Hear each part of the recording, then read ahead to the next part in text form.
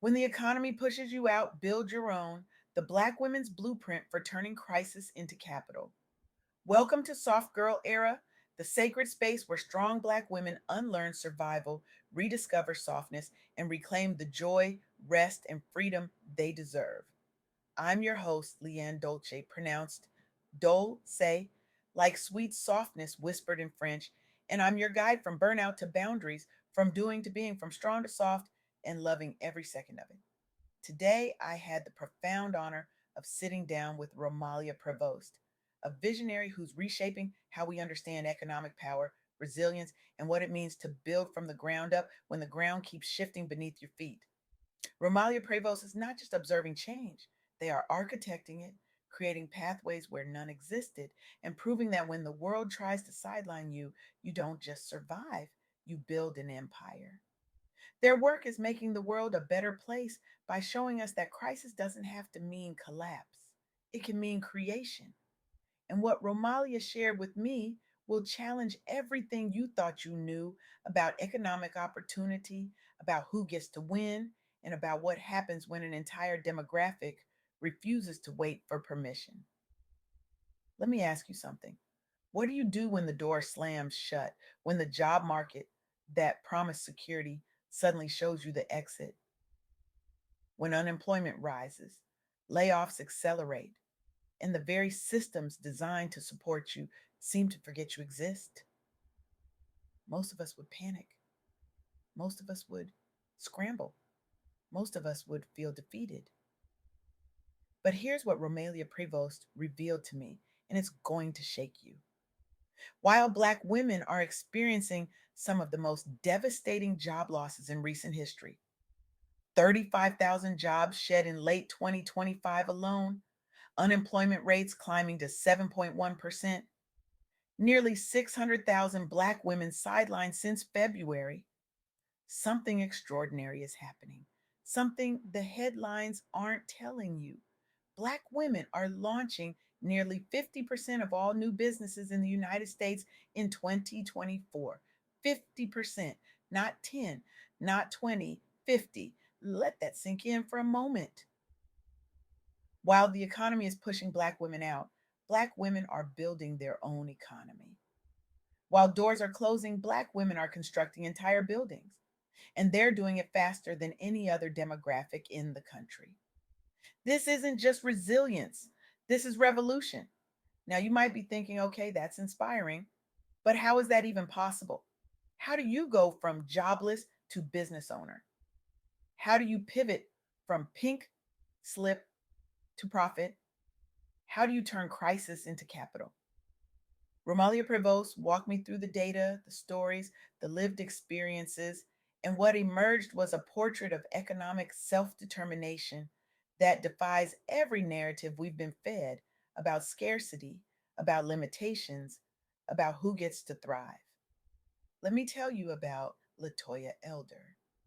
Latoya is a Black woman tech entrepreneur who looked at an industry that barely saw her and said, not only am I going to be here, I'm going to make sure others like me can be here too. She founded a company focused on diversifying the tech sector, building talent pipelines specifically for underrepresented groups, especially Black women. Now, Latoya didn't start with venture capital. She didn't have a Silicon Valley pedigree. What she had was frustration, they corporate tech frustrations. During a pandemic that saw 341,000 Black women disappear from the workforce since 2020, she had experience, she had vision, and she had the audacity to believe that the system's failure was her opportunity. So she built training programs, she created partnerships, she opened doors that had been welded shut. And today, her programs have trained hundreds, established pipelines that are increasing Black women's participation in tech, and proven that entrepreneurship isn't just a backup plan, it's a reclamation of power. Latoya's story isn't an outlier, it's a blueprint. Because here's what Romalia Prevost helped me understand. When you look at the numbers, Black owned employer businesses grew 56.9% from 2017 to 2022. That's faster than any other group. faster, not keeping pace, not catching up, leading. And this growth isn't happening because suddenly the world became fair. It's happening in spite of the world. It's happening because Black women are refusing to let unemployment define them. They're refusing to let federal layoffs, policy impacts, and systemic exclusion write the final chapter of their economic story. But let's be honest, this isn't easy. The barriers are real. Venture capital funding for Black women founders, 1% in 2022, 1% for Black and Black Latinx teams combined, 0.3%. The pay gap, Black women earn 66 cents for every dollar. The real unemployment rate, when you factor in underemployment and those who've stopped looking, 10.23%. These aren't just statistics, these are weights. These are obstacles designed to crush momentum before it even starts. And yet, women are starting 49% of new US businesses in 2024, up 69% from 2019. Black women are at the forefront of this wave, launching ventures in health, social assistance, technology, sectors that are resilient, that serve communities, that build futures. Think about that for a second. While the traditional job market is contracting for Black women, while opportunities are shrinking, while the so called gatekeepers are closing ranks, Black women are saying, we don't need your gates. We're building our own entrances, our own ecosystems, our own economies. Romalia Prevost introduced me to another powerful story, the story of Cheryl, who, alongside Latoya Elder, building tech diversity networks in the middle of 2025's job crisis. Cheryl looked at structural unemployment, at the venture capital desert, at the pay gaps, and said, if traditional funding won't come to us, we'll create our own. She developed community driven funding models. She built mentorship networks. She tapped into demographic specific financing programs designed for underrepresented owners. And what happened? Sustainable Black women led tech firms began to flourish, not because the system changed, because Cheryl changed the game. This is what Romalia Prevost calls strategic pivoting. It's not about waiting for the world to be fair. It's about building your own fairness. It's about recognizing that when 673,000 women are missing from the workforce since the pandemic, when breadwinners are being pushed out, the response isn't despair. The response is creation. Now, I want to pause here because this connects deeply to what we talk about on Soft Girl Era. We talk about dropping the superwoman cape. We talk about learning to say no without guilt. We talk about protecting peace as a practice. And you might wonder, how does entrepreneurship fit into softness? Isn't starting a business the opposite of rest? Here's what Romalia Prevost helped me see. Entrepreneurship for Black women right now isn't about grinding harder, it's about grounding deeper. It's about saying, I will not let a system that doesn't value me determine my worth. It's about reclaiming agency. It's about building something that honors your gifts, your community, your vision on your terms. It's not hustle culture, it's self determination culture. And that, sis, is soft. That's choosing yourself. That's setting a boundary with an economy that tried to set limits on you. Because when you launch a business, you're not just creating income, you're creating freedom. You're creating flexibility. You're creating the ability to rest when you need to say no to what doesn't serve you, to build a life that reflects your values, not someone else's bottom line. And the impact, it's generational, it's communal, it's transformational. Romalia Prevost shared that Black owned businesses aren't just surviving, they're shifting economic power. They're boosting GDP potential. They're creating jobs. They're modeling what's possible for the next generation of Black girls who are watching, learning, and dreaming bigger because they see women who look like them building empires from scratch. Let me paint you a picture of what's really happening here. Across the country, in cities and small towns, in tech hubs and underserved communities, Black women are waking up every single day and making a choice. the choice to not let a layoff letter define their destiny, the choice to not let unemployment statistics become their identity, the choice to build. They're launching health and wellness businesses because they know their communities need healing. They're creating social assistance programs because they understand the gaps in the system. They're entering tech because they refuse to be excluded from the future. And they're doing it with limited resources, with venture capital that ignores them, with a pay gap that undervalues them, with structural barriers that were designed to keep them out. And still they rise, and still they build, and still they lead. This is the part that gets me emotional, sis, because what Black women are doing right now is rewriting the rules of economic survival. They're saying, you tried to push us out and we built our own in. You tried to limit our access and we created our own pathways. You tried to define our worth and we defined our own value. This is what happens when you underestimate Black women. This is what happens when you think that sidelining us will make us disappear. We don't disappear. We multiply, we innovate, we create. We build empires on the very ground you tried to deny us. And here's the most powerful part: this isn't just about individual success stories, this is about collective transformation. Every Black woman who launches a business creates a ripple effect.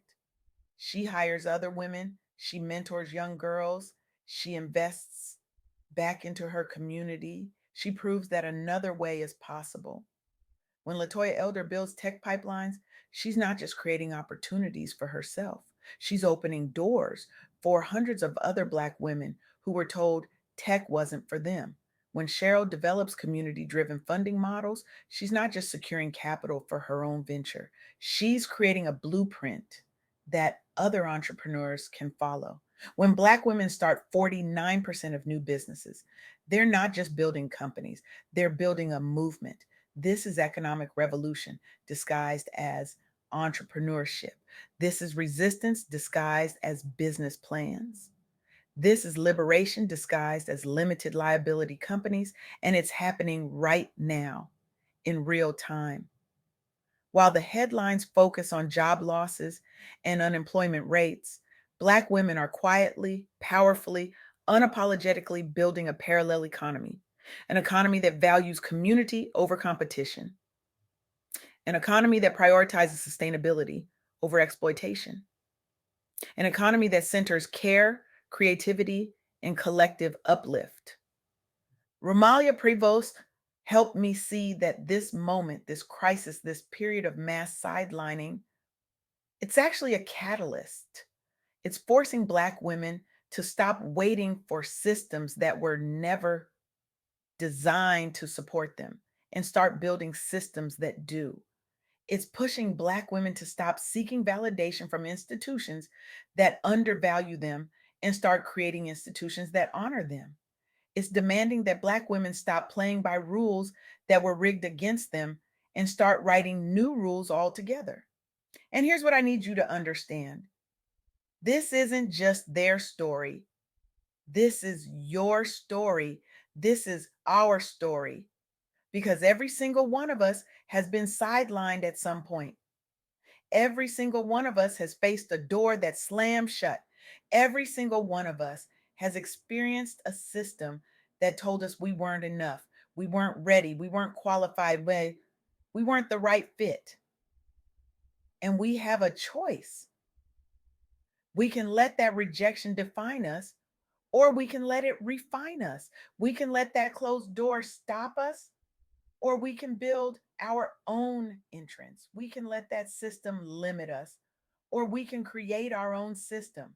The Black women launching businesses in 2024 aren't superhuman. They're not more talented or more connected or more privileged than you.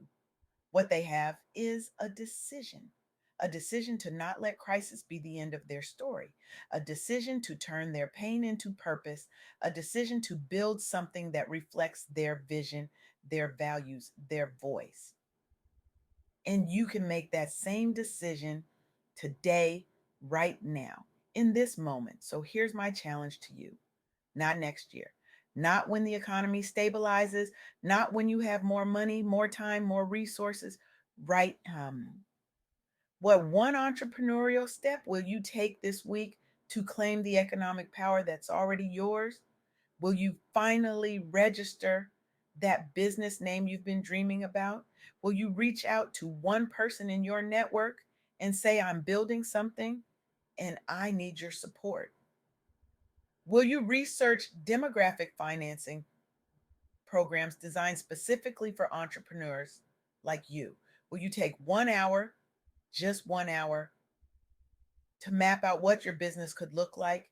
Will you stop waiting for permission and start giving yourself permission?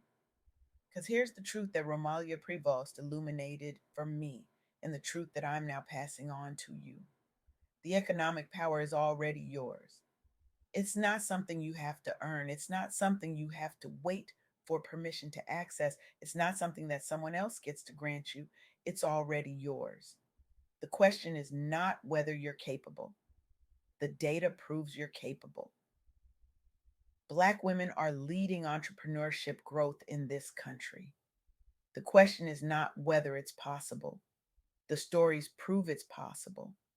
Latoya, Cheryl, and thousands of other Black women are doing it right now. The question is, will you claim it? Will you build it? Will you step into the power that's been waiting for you?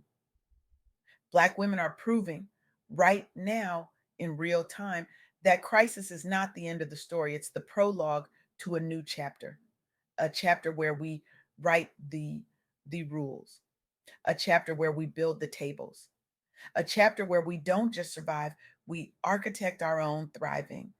Romalia Prevost is showing us the way. Latoya Elder is showing us the way. Cheryl is showing us the way. And now it's your turn. The door may have closed, but you, sis, you're not waiting for it to reopen. You're not begging for a key. You're not hoping someone will let you in. You're building your own door, your own house, your own empire, your own economy. And when you do, you're not just changing your life, you're changing the trajectory of your family. You're changing the possibilities for your community. You're changing the narrative for every Black girl who's watching and wondering if she can do it too. This is your moment. This is your movement. This is your revolution. So take that step, claim that power, build that dream. Not someday, not eventually, this week, because the world is waiting for what only you can create. And you deserve the freedom, the joy, the abundance, and the softness that comes from building it on your own terms.